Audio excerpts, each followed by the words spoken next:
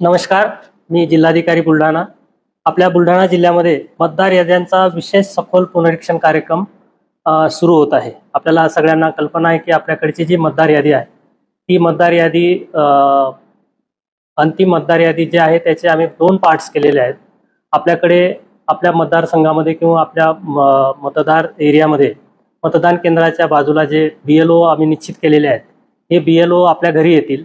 आपल्या घरी आल्यानंतर आमची जी मतदार यादी आहे, अंतिम केलेली मतदार यादी, कालपर्यंत अपडेट केलेली, ती मतदार यादीमध्ये आपलं जर नाव असेल तर त्या यादीमधलं नावामधले जो तपशील आहे तो तपशील आपल्याला विचारला जाईल. आणि विचारलेल्या तपशीलमध्ये जर आपल्याला काही दुरुस्ती असेल किंवा काही त्याच्यामध्ये काही चेंजेस असतील तर ते चेंजेस जे आहेत ते आम्ही पुरवलेले जे 2 फॉर्म्स आहेत त्या 2 फॉर्म्समध्ये ते दुरुस्त करून घेतील आणि कुटुंब प्रमुखाची त्या ठिकाणी स्वाक्षरी करतील. आमच्याकडचे जे BLO आपल्या घरी येतील त्या BLOंना आपण सहकार्य करा.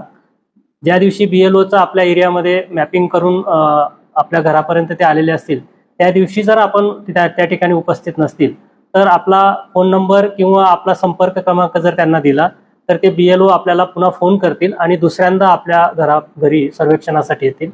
दुसऱ्यांदाही जर आपल्याला शक्य झालं नाही तर आणखी एक वेळा आपल्याला ही संधी दिली जाईल. माझी आपल्याला या संदर्भात नम्र विनंती आहे की या तिन्ही वेळेपैकी कुठल्या तरी वेळेला आपण त्या ठिकाणी उपस्थित असणं आवश्यक आहे.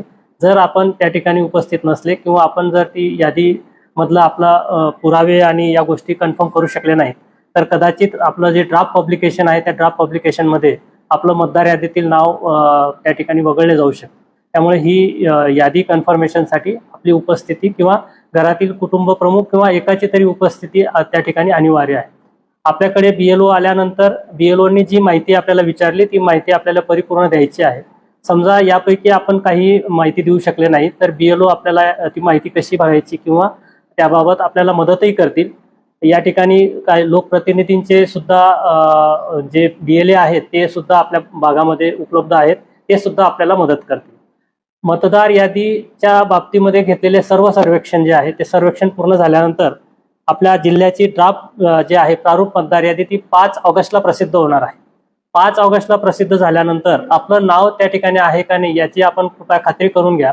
जर आपलं त्या ठिकाणी नाव नसेल तर पुढच्या आपल्याला दावे व हरकतीसाठी सुद्धा एक संधी राहणार आहे.